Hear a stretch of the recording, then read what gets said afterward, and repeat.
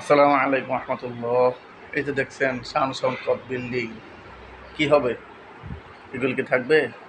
এগুলি ঠিকই থাকবে, আমি থাকবো না, আপনার থাকবেন না। কবরে যেতে হবে, কি নিয়ে যেতে হবে? আমল। আমল ছাড়া কিছুই নেই।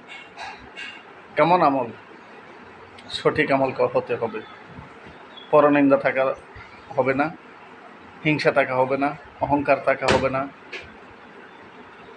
ইফতিজিং থাকা হবে না, আপনার সুদ ঘুষ দুর্নীতি হবে না।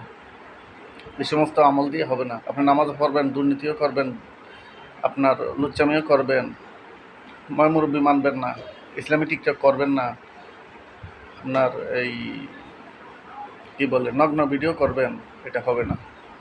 কবরে যেতে হবে, সঠিক পথে চলুন, সকল প্রতিষ্ঠানে নামাজ বাধ্যতামূলক করুন। কত রোগীরা জানে যে কত কষ্ট, হাসপাতালের রোগীরা জানে কত কষ্ট জীবন চলা। আমি আর আপনি কী বুঝবো? আমি আর আপনাদের অনেক শান্তিতে আছি।